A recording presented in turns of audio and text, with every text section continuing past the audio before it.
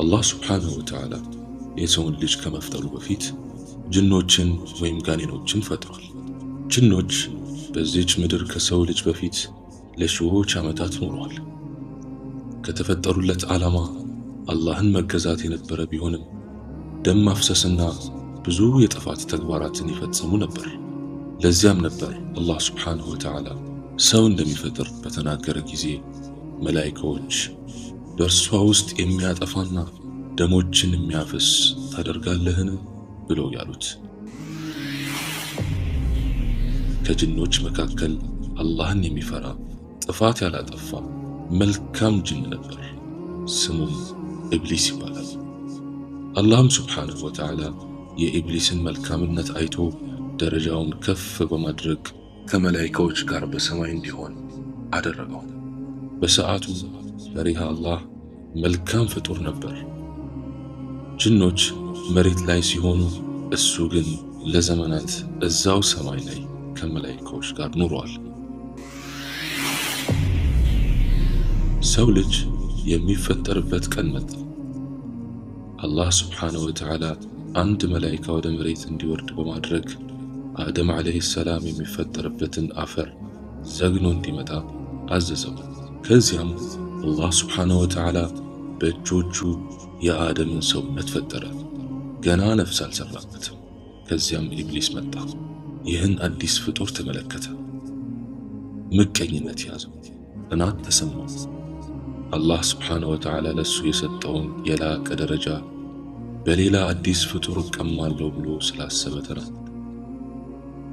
የጅኖች የጥፋት አስተሳሰብ በውስጡ ገባው። والدين يا إخوان قمته الإحسان أن يعبد الإله كأننا نراه أو نوقن الإيقان بأنه يرانا.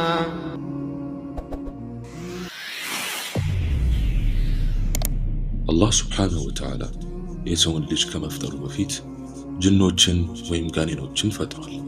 ጅኖች በዚች ምድር ከሰው ልጅ በፊት ለሺዎች ዓመታት ኖረዋል። ከተፈጠሩለት ዓላማ አላህን መገዛት የነበረ ቢሆንም ደም ማፍሰስና ብዙ የጥፋት ተግባራትን ይፈጽሙ ነበር። ለዚያም ነበር አላህ ሱብሓነሁ ወተዓላ ሰው እንደሚፈጥር በተናገረ ጊዜ መላኢካዎች በእርሷ ውስጥ የሚያጠፋና ደሞችን የሚያፈስ ታደርጋለህን ብለው ያሉት። ሰው ልጅ እንደ ጅኖች መሬትን የሚያምስ አድርገው ነበር ያሰቡት። ጅኖች ለበርካታ ዓመታት መሬት ሲያመጹና የጥፋት ተግባራቸውን ሲፈጽሙ ቆይተዋል። ከዚያም አላህ ሱብሓነሁ ወተዓላ መላኢካዎችን ልኮ እንዲቀጧቸው ያደርግ ነበር። ሁሌም ባጠፉ ቁጥር መላኢካዎችን ይልክባቸው ነበር። ጥፋታቸው እየጨመረ በመምጣቱ መላኢካዎች በጅኖች ላይ የማያዳግም እርምጃ በመውሰድ ራቅ ወዳሉ ደሴቶች ወስደው ከዛው እንዳይንቀሳቀሱ አደረጓቸው። ይህ ሲሆን ግን ከጅኖች መካከል አላህን የሚፈራ ጥፋት ያላጠፋ መልካም ጅን ነበር። ስሙም ኢብሊስ ይባላል። አላህም ሱብሓነሁ ወተዓላ የኢብሊስን መልካምነት አይቶ ደረጃውን ከፍ በማድረግ ከመላኢካዎች ጋር በሰማይ እንዲሆን አደረገው። በሰዓቱ ፈሪሃ አላህ መልካም ፍጡር ነበር። ጅኖች መሬት ላይ ሲሆኑ እሱ ግን ለዘመናት እዛው ሰማይ ላይ ከመላኢካዎች ጋር ኑሯል። ሰው ልጅ የሚፈጠርበት ቀን መጣ። አላህ ሱብሓነሁ ወተዓላ አንድ መላኢካ ወደ መሬት እንዲወርድ በማድረግ አደም ዓለይሂ ሰላም የሚፈጠርበትን አፈር ዘግኖ እንዲመጣ አዘዘው። ከዚያም አላህ ሱብሓነሁ ወተዓላ በእጆቹ የአደምን ሰውነት ፈጠረ። ገና ነፍስ አልሰራበትም። ከዚያም ኢብሊስ መጣ። ይህን አዲስ ፍጡር ተመለከተ። ምቀኝነት ያዘው፣ ቅናት ተሰማው። አላህ ሱብሓነሁ ወተዓላ ለሱ የሰጠውን የላቀ ደረጃ በሌላ አዲስ ፍጡር እቀማለሁ ብሎ ስላሰበ ተናደደ። የጅኖች የጥፋት አስተሳሰብ በውስጡ ገባው። ከዛ ነፍስ ባልተዘራበት የአደም ሰውነት ዙሪያ ይሽከረከራል። በአፍንጫው በኩል ወደ ውስጡ ይገባል፣ ውስጡን ይፈኛል። ከዚያም ለመላእክቶቹ ስልጣን ቢኖረኝ ኖሮ አጠፋው ነበር ይላቸዋል። ከዚያም አላህ ሱብሓነሁ ወተዓላ በአደም ውስጥ ከመንፈሱ ነፋበት። ከዚያም መላእክቶቹ ለአደም እንዲሰግዱለት አዘዘ። አላህ ሱብሓነሁ ወተዓላ ይህንን ትእዛዝ ሲሰጥ ኢብሊስ ከመላእክቶች መሃል ነበር። ከዚያም ሁሉም መላእክቶች ሰገዱ። ኢብሊስ ግን በኩራት ቆሞ ቀረ። ከዛ አላህ ሱብሓነሁ ወተዓላ ባዘዝኩ ጊዜ ከመስገድ ምን ከለከለ አለው።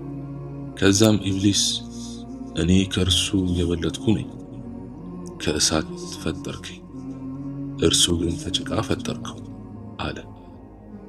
ከዚያም አላህ ሱብሓነሁ ወተዓላ ረገመው፣ ከጀነትም አባረረው። ከዛ ኢብሊስ አላህን ሱብሓነሁ ወተዓላ አንድ ጥያቄ ጠየቀ። እስከሚቀሰቀሱበት ቀን ድረስ አቆየኝ አለ። ጅኖች ከሰው ልጅ ይበልጥ ዕድሜያቸው ረዥም ነው። ነገር ግን አላህ ሱብሓነሁ ወተዓላ የኢብሊስን ጥያቄ ተቀብሎ አንተ ከሚቆዩት ነህ ስላለው እስከሚቀሰቀሱ ድረስ አይሞትም። ይህንንም ጥያቄ ያቀረበበት ምክንያት በቁርአኑ እንደተገለጸው ስላጣመምከኝም በቀጥተኛው መንገድ ላይ በርግጥ እቀመጥባቸዋለሁ አለ።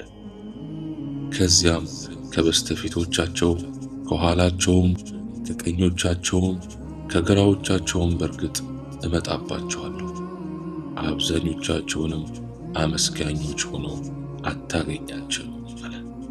ከቀጥተኛው መንገድ እንዲያፈነግጡ የተቻለኝን ሁሉ አደርጋለሁ አለ። እንግዲህ ኢብሊስ ከጀነት ተባረረ። አላህም ሱብሓነሁ ወተዓላ አደምን በጀነት አኖረው፣ ከግራ ጎኑም ሐዋን ፈጠረለት። ሁለቱም በጀነት የደስታን ኑሮ መኖር ጀመሩ። አሁን ኢብሊስ ከጀነት ተባረሯል። መላእክቶችም ኢብሊስ ጀነት እንዳይገባ ዘብ ቆመዋል። ምን ያድርግ? ጀነት እየገባ የሚወጣ አንድ እንስሳ ነበር። እሱም እባብ ነው። አንዳንድ ዘገባዎች እንደሚናገሩት ኢብሊስ በውስጡ እንዲገባ እባቡን ጠየቀው አሉ። ከዚያ እባቡ ተስማምቶ ወደ ጀነት ይዞት ይገባል። ይህ ሁላ ሲሆን አላህ ሱብሓነሁ ወተዓላ ሳያውቅ ቀርቶ አይደለም፣ ነገር ግን አደምንና ሐዋን ለመፈተን ነበር። ከዚያ ኢብሊስ አደምን የመወስወስ ሥራውን እየሰራ ዓመታት በጀነት ተቀመጠ። ልክ እሱ ከጀነት እንደተባረረ አደምንም ከጀነት ለማስወጣት ተጣጣረ። ከዛ ኢብሊስ ለአደም ምን ይለዋል? አላህ ይህችን ዛፍ እንዳትቀርብ ያለበትን ምክንያት ታውቃለህ? አደምም አላውቅም አለ። ከዚያም ኢብሊስ አላህ ይህችን ዛፍ እንዳትቀርብ ያለበትን ምክንያት ወደ መላእክትነት እንዳትቀየሩ ወይም ዘላለማዊ እንዳትሆኑ ተብሏል። ከዚያ አደም ቢሆንም ከትዕዛዙ አልወጣም አለ። ኢብሊስ ለበርካታ ዓመታት ሞካከረ። እንደሚባለውም ከአደም ይልቅ ሐዋ ነበረች ለእሽታው ቅርብ የነበረችው። ነገር ግን አደም አሁንም እምቢኝ እንዳለ ነው። ከዚያም ከዕለታት አንድ ቀን ኢብሊስ የመወስወስ ሥራውን እየሠራ ሳለ ትሰሙኝ እንደሆነ ስሙኝ፣ እኔ መልካም መካሪያቸው ነኝ እያለ በአላህ ስም አለ። ከዚያም አደም መሐላውን ሲሰማ አመነ። ምክንያቱም በአላህ ስም ለእውነት እንጂ ለውሸት እንደማይማል ነበር የሚያውቀው። ከዚያም ከተከለከሉት ዛፍ በሉ። አታለላቸው። ምንም ለማያስፈልጋቸው ነገር ተው የተባሉትን ቅጠል በሉና የለበሱትን ልብስ ከላያቸው ላይ ወለቀ። በዚህ ጊዜ ቅጠል በጥሰው ሀፍረተ ገላቸውን መሸፈን ጀመሩ። አደምን ጸጸተው። ከዚያም አላህ ሱብሓነሁ ወተዓላ ሦስቱንም ወደ መሬት ወረዱ አላቸው። በዚያን ሰዓት በሰው ልጅና በጅኖች ጠላትነት ተጀመረ። ወደ ሌላ ምዕራፍም ተሸጋገረ። ሦስቱም ወደ ተለያየ ስፍራ ወረዱ። እንደሚባለውም ከስንት ፍለጋ በኋላ አደምና ሐዋ በአረፋት ተገናኙ። ከዚያም በኋላ በዘር ተባዙ። አላህንም በአንድነት ያመልኩ ነበር። ኢብሊስም ወደ መሬት እንደወረደ በየትኛው ባህር ወይም ውቅያኖስ ላይ እንደሆነ ባይታወቅም ዙፋኑን እዛው አደረገ። እስከ ቂያማ ቀንም የማይሞት በመሆኑ የጅኖች መሪ ሆኖ የሰውን ልጅ በማጥመም በርካታ የሚታዘዙለት አገልጋይ ተከታዮች አሉት። ከዚያም ስራውን ቀጠለ። በሱም የማታለልና የተንኮል ስራ የመጀመሪያ የግድያ ወንጀል ተፈጸመ። ይህም በሃቢልና ቃቢል መካከል ነበር። ከዚያም በምድር ላይ የጥፋት ሰው ተበራከተ፣ የኃጢአት ተግባራትም በዛ። ይህ ሁሉ ሲሳካለት ግን አንድም ወደ ሽርክ ሥራ የገባለት አልነበረም። ለብዙ ዓመታት ቢለፋም ቢጥርም አልሳካለት አለው። ከዚያ ግን ኢብሊስ በአደም ዘመን አልሳካለት ያለውን የሽርክ ሥራ በኑህ ዘመን ሆነለት። የሰው ልጅ ለመጀመሪያ ጊዜ በሽርክ ጥፋት ውስጥ ተዘፈቀ። እንዴት ግን ሊያሳካው ቻለ? በኑህ ዓለይሂ ሰላም ዘመን ፈሪሃ አላህ መልካም የሚባሉ ሰዎች ነበሩ። ውድ፣ ስዋዕ፣ የጉት፣ የዑቅና ነስራ የሚባሉ በማህበረሰባቸውም ተቀባይነት የነበራቸው ደጋግ ሰዎች ነበሩ። እነዚያ ሰዎች በሞት ሲያልፉ ኢብሊስ መጣና ለህዝቦቻቸው ምን ይላቸዋል? ለእነዚያ ደጋግ ጻድቃን ሰዎችና ለውብ ስነ ምግባራቸው የመታሰቢያ ቅርጻ ቅርጽና ሐውልቶች አቁሙላቸው፣ መልካም ሥራዎቻቸውን ያስታውሳቸዋል፣ ወደ አላህም ያቀርባቸዋል አላቸው። እነዚህን ምስሎችና ቅርጻ ቅርጾች መላመድና የነዚያ የሞቱባቸው ደጋግ ሰዎች መለያ ምልክትና ተምሳሌት አድርገው መውሰድ ጀመሩ። ለሙታኑ የነበራቸውን አክብሮት ለመግለጽም ቀስ በቀስ እነዚህን ምስሎችና ቅርጻ ቅርጾች ማክበር ያዙ። እንዲህ እያሉ ዘመን አልፎ ዘመን ተተካ። አባቶች ሞተው ልጆች ጎለመሱ። ተተኪው ትውልድ አባቶቹ የጀመሩትን የምስሎችንና የቅርጻ ቅርጾቹን አክብሮት በይበልጥ በመጨመር ከፊታቸው ማጎንበስና መስገድ ጀመሩ። ቅርጻ ቅርጾቹ በሰዎቹ ልብ ውስጥ ጠልቀው እየገቡና ከፍተኛ ቦታ እየያዙ መጡ። ቀጣዩ ትውልድም በቅርጻ ቅርጾቹንና ምስሎቹን የሚሰግድላቸውና የሚሳልላቸው አማልክት አድርጎ በመያዙ ብዙ ሕዝብ ለጥመት ተጋለጠ። በዚህን ጊዜ ነው አላህ ሱብሓነሁ ወተዓላ ወደ ትክክለኛው መንገድ እንዲመራቸው ከጣዖት አምልኮ እንዲከለክላቸውና አላህን ብቻ እንዲገዙ ጥሪ እንዲያደርግላቸው ነቢዩ ኑሕን ዓለይሂ ሰላም ወደ እነዚህ ሕዝቦች የላከው። አስተባበሉት እንጂ አልተቀበሉትም። ከአላህ ቅጣትና ከቁጣው አስጠነቀቃቸው። አሁንም አልተቀበሉትም። ከፊላቸው ከፊሉን በጣዖታቱ አምልኮ ላይ አበረታታ። ከዚያም መርከብ እንዲሰሩም አላህ ሱብሓነሁ ወተዓላ አዘዛቸው። መርከቡ ተሰርቶ እስኪያበቃ ድረስ ሥራውን በትጋት አከናወኑ። ከዚያም ከእርሳቸው ጋር ያመኑትን ሰዎችና ሕይወት ካላቸው ነገሮች ሁሉ ጥንድ ጥንድ በመርከቢቱ እንዲያሳፍሩ አላህ ሱብሓነሁ ወተዓላ ኑሕን አዘዛቸው። ውሃው ምድሪቱን ሙሉ በሙሉ ካጥለቀለቀና ከሃዲዎቹን ሙሉ በሙሉ ካጠፋ በኋላም ለምድሪቱ እንዲህ ተባለ፣ ምድር ሆይ ውሃሽን ዋጪ። ከምድር የፈለቀው ውሃ ወደ ምድር ገባ። ለሰማይም ጥሪ ተላለፈ፣ ሰማይም ሆይ ዝናብሽን ያዢ። ከሰማይ የሚንቆረቆረው ውሃ ጋብ አለ፣ ዝናቡም አቆመ። እንዲህ እያለ ዘመናት አለፉ። ኢብሊስም ከዙፋኑ ላይ ሆኖ ተገልጋዮቹን ለጥፋት ይልካል። የነቢያችን ሙሐመድ ሰለላሁ ዐለይሂ ወሰለም ዘመንም ደረሰ። በዚህ ጊዜ ኢብሊስ በጣም ተናደደ። አንዳንዴም ኢብሊስ በነቢያችን ሰለላሁ ዐለይሂ ወሰለም የመወስወስ ሙከራ ለማድረግ ተገልጋይ ልኮ ሳይሆን ራሱ ነበር ይህንን ተግባር የሚፈጽመው። ሰዎች የነቢዩ ሙሐመድ ዐለይሂ ሰላቱ ወሰላም ፈለግ እንዳይከተሉ ለማድረግ ራሱ ነበር የእኩይ ተግባራትን ሲፈጽም ነበር። በአንድ ወቅትም የቁረይሽ ታላላቅ ሰዎች በሙሐመድ ዐለይሂ ሰላቱ ወሰላም እያሴሩ መሆናቸውን ኢብሊስ በሰማ ሰዓት አዛውንት ሰው ተመስሎ በመምጣት በስብሰባው ላይ ተሳትፎ ሙሐመድ ዐለይሂ ሰላቱ ወሰላም መገደል አለበት እያለ አስተያየት መስጠት ጀመረ። ብሎም ዘመቻና ጦርነት በእርሱ ላይ አውጁ፣ እኔም ሰራዊት አሰልፌ ከጎናችሁ በመሆን እፋለመዋለሁ አላቸው። ከዚያም እንደተባለው ጦርነት ተጀመረ። እሱም ወደዚያው ሲሄድ ከሰማይ መላእክቶች ሲወርዱ ተመለከተ። ከዚያም በፍጥነት ደንግጦ ሲሸሽ ቁረይሾቹ አዩትና ወዴት ነህ አሉት። ከዚያም እናንተ የማታዩትን እያየሁ ነው፣ አላህን እፈራዋለሁ አልችለውም አለ። ሩጦ ዙፋኑ ወደሚገኝበት ባህር ገባ። ኢብሊስ ትልቁ ፍልሚያው ከነቢያቶች ጋር የነበረው ፍልሚያ ነው። እንኳንስ በነቢያችን አለይሂ ሰላቱ ወሰላም ላይ ለመድረስ ይቅርና ከሰሓቦቻቸውም ዘንድ ሊጠጋ ይፈራ ነበር። በተለይም ዑመር ኢብኑ አልኸጣብ እሱ በሚያልፍበት መንገድ እንኳን አያልፉም ነበር። ጠንካራ ስብዕና የነበረው በመሆኑ በአንድ ወቅትም አቡ ሁረይራ ረዲየላሁ ዐንሁ ከኢብሊስ ጋር አንድ ጉዳይ ገጥሞት ነበር።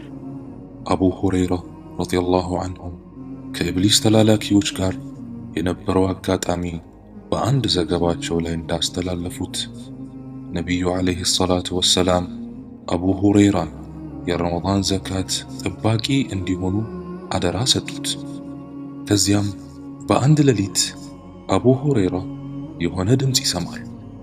ከዚያም ጠጋ ብለው ሲያዩ አንድ አዛውንት ከዘካቱ ቴምር ላይ ሲሰርቁ ያዟቸው። ወደ ነቢዩም እንደሚወስዷቸው ነገሯቸው። ከዚያም አዛውንቱ ለመኑት። ችግር ላይ እንደወደቁና የተራቡ ልጆች እንዳሉትና ዳግም እንደማይመጡም ነገሯቸው። አቡ ሁረይራም አልጨከኑም፣ ሰውየውን ለቀቁት። ሲነጋም ወደ ነቢዩ ዓለይሂ ሰላቱ ወሰላም በሄዱ ወቅት ትናንት ሌሊት ከመጣው ሰውዬ ጋር ምን አደረክ አሉት። አቡ ሁረይራም ሰውየውን በያዙት ጊዜ ችግር ላይ እንደሆኑና የተራቡ ልጆች ማመገብ እንደሚፈልጉ ሲነግሩኝ ተውኳቸው አሉ።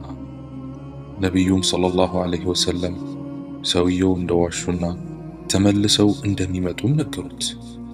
አቡ ሁረይራም ረዲየላሁ ዐንሁ ነቢዩ ሰለላሁ ዐለይሂ ወሰለም ያ አዛውንት ተመልሰው ይመጣሉ ብቻ ስላሉ በሌሊቱ ተደብቀው ይጠባበቁት ጀመረ።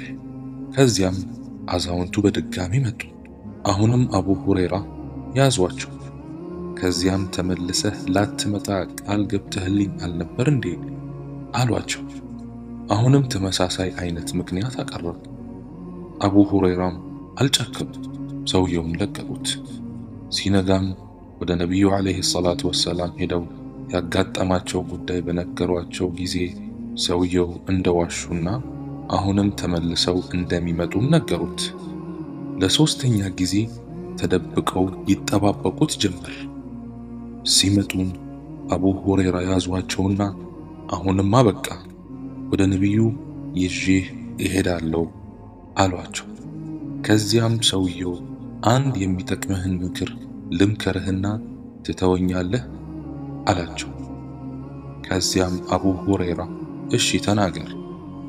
ሰውየውም እንዲህ አላቸው፣ ማታ ወደ መኝታ ከመሄድህ በፊት አየቱል ኩርሲ ቅራ፣ እስኪነጋም ድረስ በአላህ ጥበቃ ስር ነው የምትሆነው፣ ሸይጣንም አይጠጋህም ብለው ሄዱ። ከዚያ ሲነጋ ወደ ነቢዩ ዓለይሂ ሰላቱ ወሰላም ጋር ይሄዱና ያጋጠማቸው ሲነግራቸው ያ ለሶስት ሌሊት ሲመላለስ የነበረው አዛውንት ማን እንደሆነ ግን አውቀሃል አሉ ነቢያችን ዓለይሂ ሰላቱ ወሰላም። ከዚያም አቡ ሁረይራ እረ አላውቀውም አሉ። ሸይጣን ነው አሉት ዓለይሂ ሰላቱ ወሰላም። አላህ ከሸይጣን ይጠብቀን።